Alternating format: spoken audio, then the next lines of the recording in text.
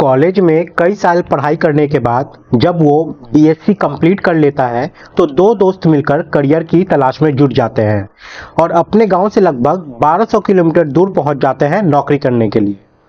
नौकरी कर रहे थे और धीरे धीरे करके साल दर साल ऐसे ही गुजर जाते हैं। बात यह है 2023-2024 के आसपास की। इस बीच में एक दोस्त अपनी पत्नी को लेके आ जाता है और अपनी पत्नी के साथ रहने लगता है। तभी ये फैसला करते हैं कि क्यों ना हम साथ रह लेते हैं। साथ रहेंगे तो खर्चा भी कम होगा, खाने पर जो खर्च है वो भी कम होगा और किराया भी हमारा बचेगा। लेकिन इसी बीच में जो एक दोस्त होता है उसके नियत में खोट आ जाती है। जब उसके दोस्त की पत्नी नहाने के लिए बाथरूम में जाती है तो वे मौका पाते ही बाथरूम में उसका वीडियो उतार लेता है, साथ ही कुछ फोटो भी खींच लेता है। लेकिन इस बात की किसी को यहाँ पर भनक तक नहीं लगती है और वक्त ऐसे ही आगे बढ़ने लगता है। एक बार फिर से उसे मौका मिलता है, तब भी वो दोस्त की जो पत्नी होती है जैसे ही बाथरूम में नहाने के लिए जाती है तो उसका न्यूड वीडियो अपने मोबाइल में कैद कर लेता है। अब वो यहाँ से अलग अलग हो जाते हैं। फिर लगभग इस वीडियो के बनने के बाद 1 या 1.5 साल बाद की बात है, इस लड़के को एक मौका मिलता है। उसने अपने दोस्त से कहा कि मेरे पास तुम्हारी पत्नी की कुछ न्यूड वीडियो और फोटो है, अगर तुमने मेरी मांगी पूरी नहीं की तो मैं इन्हें वायरल कर दूंगा। जैसे ही दोस्त को ये पता चलता है उसके पैरों तले जमीन खिसक जाती है। वे सोचने पर मजबूर हो जाता है कि जिसके साथ कई सालों तक पढ़ाई की, जिसके साथ लगभग 1 दशक यानी कि 10 सालों तक नौकरी की, जिसके साथ खाते थे पीते थे, एटीएम हो या मोबाइल का पिन कोड हो, सब कुछ शेयर करते थे, वो मेरे साथ ऐसा कैसे कर सकता है। फिर उसने अपने दोस्त से रिक्वेस्ट की कि ऐसा मत करो, लेकिन वो नहीं मानता। फिर यहाँ से एक विवाद पैदा हो जाता है और ये विवाद इस कदर आगे बढ़ जाता है कि यहाँ पर एक कत्ल हो जाती है और कत्ल के बाद उस शव के 9 टुकड़े करके उसको शहर के इर्द गिर्द इलाकों में फेंक दिए जाते हैं। जब इस घटनाक्रम का खुलासा होता है तो लोगों को यकीन नहीं हो रहा था कि इस दोस्त ने अपने दोस्त को दगा देने के लिए ऐसा भी कुछ किया होगा। नमस्कार, मैं मुकेश। आज की जो सच्ची घटना मैं आपको सुनाने जा रहा हूँ, ये सच्ची घटना है गुजरात प्रदेश के जिला भरूच की। 29 मार्च 2025 की शाम लगभग 5 बजे के आसपास का वक्त रहा होगा। एक राहगीर निकला हुआ जा रहा था और इसी बीच में उसकी नज़र एक कुत्ते पे पड़ती है। कुत्ता एक नाले की तरफ से एक पॉलीथीन उठाकर ले आता है और पॉलीथीन उठा के लाने के बाद वो उसे रखकर उस पॉलीथीन को फाड़ने की, उसे खोलने की कोशिश कर रहा था ताकि उसके अंदर का जो सामान रखा है उसको वो आराम से खा सके। आखिरकार वो उस पॉलीथीन को फाड़ देता है। जैसे ही पॉलीथीन फटती है उसके अंदर एक सर होता है। सर को देखकर राहगीर की आंखें चौंधिया जाती है, परेशान हो जाता है और वो इससे पहले कि कुछ कह पाता बेहोश होकर वहीं पे जमीन पर गिर जाता है। जैसे ही वो बेहोश होकर जमीन पर गिरता है उसको गिरते हुए आसपास के लोगों ने देख लिया, दौड़कर उसके पास आते हैं और उसको जगाते हैं। जैसे ही वो होश में आता है वो जोर जोर से चीखने लगता है, चिल्लाने लगता है। उसने लोगों से कहा कि वो देखो, उस कुत्ते के पास एक पॉलीथीन है और पॉलीथीन के पास एक सर है जो कि किसी इंसान का लग रहा है। जैसे ही लोगों ने ये देखा वहां हड़कंप मच जाता है। इसी बीच नजदीकी पुलिस स्टेशन को ये सूचना दी जाती है। पुलिस मौके पे पहुंचकर इस मामले की जांच पड़ताल में जुट जाती है। अब पुलिस के लिए सबसे बड़ा सवाल ये था कि ये सर है तो इसका बाकी का हिस्सा कहाँ है और ये शख्स आखिर में है कौन। पुलिस ने आसपास के इलाकों को देखना शुरू किया और देखने के बाद पता लगाने की कोशिश कर रही थी, लेकिन कुछ नहीं मिलता है। इसके बाद पुलिस ने लगभग जो इस इलाके के 31 पुलिस स्टेशन होते हैं सभी में सूचना प्रसारित कर दी जाती है कि एक व्यक्ति का इस तरीके से सर मिला है। साथ ही पुलिस ने एक टीम गठित की और टीम गठित करने के बाद यह पता करने की कोशिश की कि ये सर किसका है, इसका बाकी का हिस्सा कहाँ है, इसकी मौत क्यों हुई है और किसने की है। आखिरकार पुलिस ने जब कोशिश की तो 29, 30 और 31 मार्च और साथ ही 1 और 2 अप्रैल को पुलिस को अलग अलग जगहों पर लगभग 1.5 किलोमीटर के दायरे में शरीर के अलग अलग 9 हिस्से मिल जाते हैं। पुलिस ने जब लाश के उन सारे हिस्सों को जोड़ने के बाद तैयार की तो पता चलता है कि लगभग 30 से 35 साल के एक युवक की ये लाश रही होगी। पुलिस ने इस लाश को अब पोस्टमार्टम के लिए भेजा। पोस्टमार्टम के दौरान डॉक्टरों ने देखा कि इस लड़के के हाथ पे लिखा हुआ था सचिन, तो इससे यह भी अंदाजा लगाया जा रहा था कि यह नाम हो सकता है इसी लड़के का हो।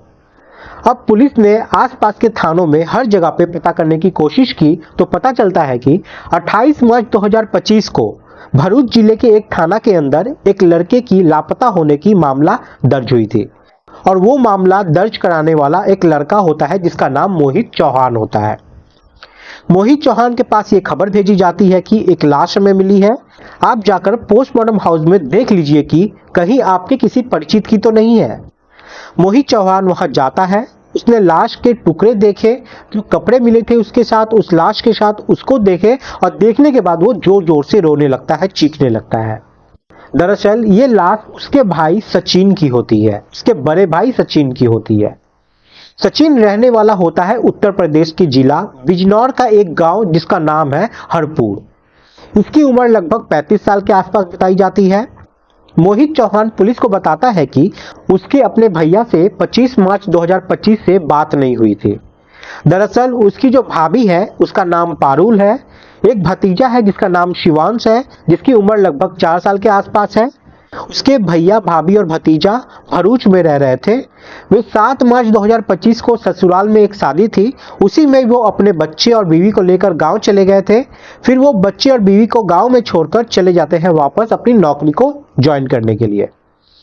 भाभी ने उन्हें 25 मार्च को संपर्क करने की कोशिश की थी क्योंकि वो रेल का रिजर्वेशन का टिकट भेजने वाले थे, लेकिन फोन पर संपर्क नहीं हो पा रहा था, नंबर बंद आ रहा था।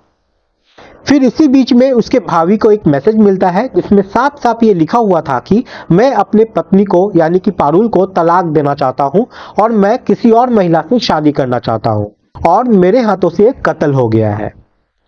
जैसे ही ये मैसेज भाभी देखती है तो भाभी परेशान हो जाती है और उसने अपने देवर मोहित से ये सारी बातें बताती है। मोहित अपने भैया को ढूंढने लगता है, उसने हर संभव प्रयास किया, लेकिन जब उसे सफलता नहीं मिलती है तब नजदीक पुलिस स्टेशन जाता है और जाकर अपने भाई की लापता होने की रिपोर्ट को दर्ज करा देता है। जब ये रिपोर्ट दर्ज कराई जा रही थी तो इसी बीच में उसका एक दोस्त था जिसका नाम शैलेंद्र होता है, शैलेंद्र भी साथ था। पुलिस इन दोनों से यानी कि मोहित चौहान और उसके दोस्त शैलेंद्र से ये कहती है कि तुम्हें शहर नहीं छोड़ना है, जब पुलिस तुम्हें बुलाएगी तो तत्काल प्रभाव से तुम्हें यहाँ पर आना पड़ेगा। वे उस वक्त हाँ बोल के वहां से चले जाते हैं। लेकिन जो शैलेंद्र होता है, शैलेंद्र के चाचा की मौत हो जाती है। शैलेंद्र कहता है मोहित से कि भैया मुझे तो अपने गांव जाना पड़ेगा क्योंकि मेरे चाचा की मौत हो गई है, और ये कहकर वो चला जाता है।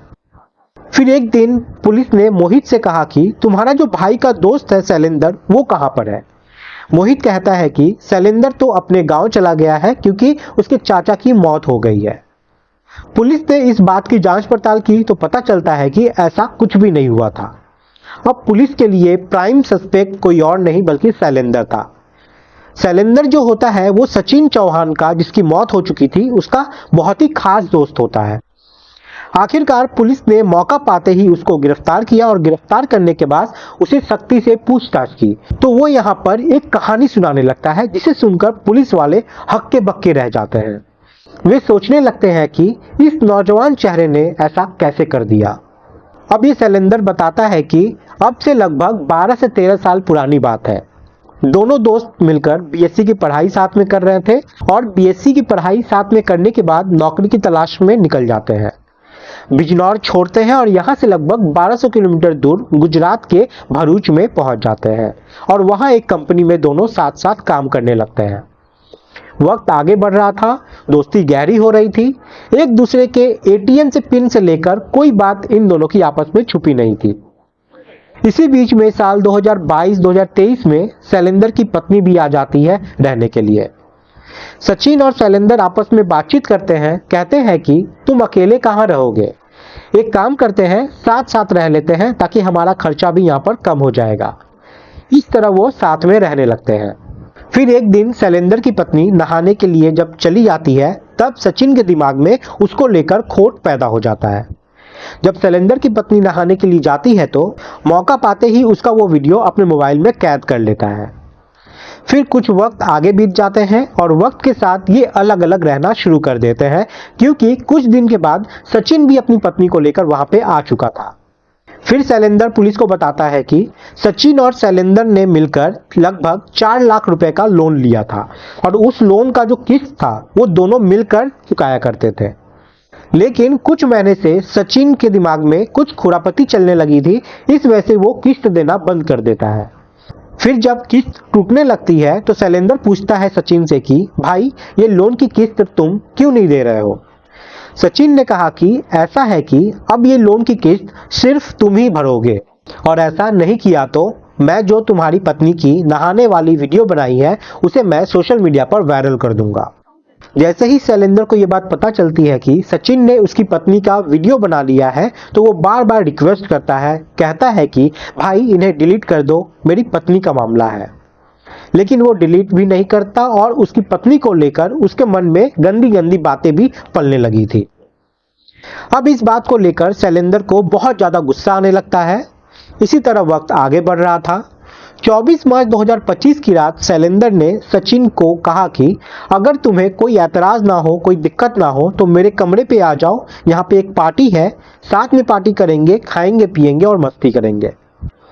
जैसे ही सचिन को ये बात पता चलती है, सचिन उसके रूम पे पहुंच जाता है। जो सचिन होता है वो वेदांत सोसाइटी में अपनी पत्नी के साथ रह रहा था, लेकिन पत्नी चली जाती है मायके में एक शादी को अटेंड करने के लिए। फिर सचिन इस पार्टी में अटेंड करने के लिए यहाँ पे चला आता है। दोनों दोस्त खूब जमकर शराब पीते हैं, खाते हैं, मस्ती करते हैं। यहाँ पे शैलेंद्र की प्लानिंग ये थी कि जैसे ही सचिन सो जाएगा वो उसका मोबाइल निकालेगा, मोबाइल से वो वीडियो फोटोग्राफ्स अपनी पत्नी के वो डिलीट कर देगा। लेकिन यहाँ पे सचिन भी बहुत चालाक था। वो सचिन अपने मोबाइल को किसी तरीके से छुपा के रखा हुआ था जिससे कि शैलेंद्र को ये मोबाइल ना मिले। लेकिन शैलेंद्र आखिरकार उस मोबाइल तक पहुंच जाता है और जैसे ही वो इस वीडियो को डिलीट करने की कोशिश कर रहा था, सचिन की आंखें खुल जाती है और इसी बीच में दोनों के बीच में छीनापट्टी शुरू हो जाती है। मोबाइल छीनने से लेकर बात आगे बढ़ जाती है और यहाँ पर मारपीट शुरू हो जाती है दोनों के बीच में। और मारपीट के दौरान ही शैलेंद्र को बहुत ज्यादा गुस्सा आ जाता है। वो रसोई में जाता है, रसोई से जाकर एक चाकू लेके आता है और उस चाकू से जोरदार उसके गर्दन पर वार करने लगता है। और इस भारी भरकम वार से सचिन की यहाँ पर मौके पे ही मौत हो जाती है। अब उसके घर पे यहाँ पे सचिन की लाश पड़ी हुई थी और वहीं पे इत्मीनान से शैलेंद्र सो जाता है।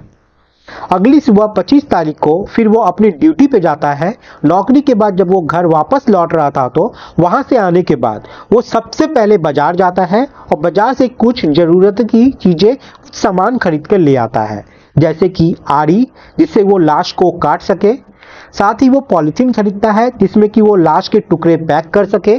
फिर घर को साफ करने के लिए खूब सारे कपड़े खरीदता है और फिर ये सब लेके वो अपने घर वापस चला आता है। और घर आने के बाद लाश के अलग अलग लगभग 9 टुकड़े करता है और 9 टुकड़ों को अलग अलग पॉलिथीन में पैक करता है और पैक करने के बाद वो उन टुकड़ों को अलग अलग इलाकों में फेंकना शुरू कर देता है। जब वो इन लाशों के टुकड़ों को फेंकने के लिए जाया करता था तो वो लेडीज गाउन पहन के जाया करता था, साथ ही वो एक दुपट्टा भी ओढ़ के जाया करता था ताकि अगर किसी भी सीसीटीवी कैमरा में वो आ जाए तो ये पता ना चल पाए कि वो एक मर्द है। इस तरीके से उसने 3-4 दिन में इधर उधर उस टुकड़े को फेंक देता है। साथ ही वो चालाकी करता है कि जो एटीएम कार्ड होता है सचिन का, उस एटीएम कार्ड पर पिन लिख देता है ताकि वो किसी को मिल जाए और वो उस एटीएम से पैसा निकालेगा तो वो पकड़ा जाएगा और पुलिस को वो गुमराह कर पाएगा। साथ ही शैलेंद्र ने सचिन के मोबाइल से एक टेक्स्ट मैसेज सचिन के बीवी के पास किया, जो कि पारुल जिसका नाम होता है। वो कहता है कि वो बेंगलुरु आ चुका है, उसे किसी और महिला से शादी करना है, उससे गलती से किसी का मर्डर हो चुका है, इसलिए वो यहाँ से अब दूर जा रहा है। उसकी पत्नी यानी कि पारुल को यकीन नहीं हो रहा था ये सब बातों पर और वो अपने देवर को ये सारी बातें बता देती है। देवर पुलिस स्टेशन जाता है और एक एफआईआर दर्ज करवा देता है। फिर उसके बाद शैलेंद्र यहाँ पे पकड़ा जाता है, शैलेंद्र को गिरफ्तार कर लिया जाता है। लेकिन ना तो वो मोबाइल मिलता है जिसमें वो वीडियो बना हुआ था, वो फोटोग्राफ था, साथ ही ना वो कपड़े मिलते हैं जो वो बाजार से खरीदे थे जिससे पूरा कमरा साफ किया गया था, और ना ही वो आरी मिलती है जिससे वो लाश को काटा गया था। पुलिस ने अब यहाँ पर सबूत जुटाने के लिए अदालत से लगभग 8 से 10 दिन की रिमांड ले ली है। अब इसके आगे की कहानी पुलिस के जांच पड़ताल के बाद ही सामने आ पाएगी। तो दोस्तों, यहाँ पे भरोसे का जो कत्ल घोटा यहाँ पे इस सचिन ने, वो वाकई में शर्मनाक वाली बात है। ऐसा होना नहीं चाहिए था।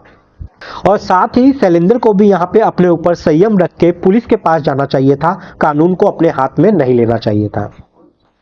दोस्तों, इस पूरे घटनाक्रम को सुनाने का उद्देश्य किसी को परेशान करना नहीं है, किसी का दिल दुखाना नहीं है, बल्कि आपको जागरूक करना है, आपको सचेत करना है। आप सब लोग अपना ख्याल रखें, सुरक्षित रहें। जय हिंद, जय भारत।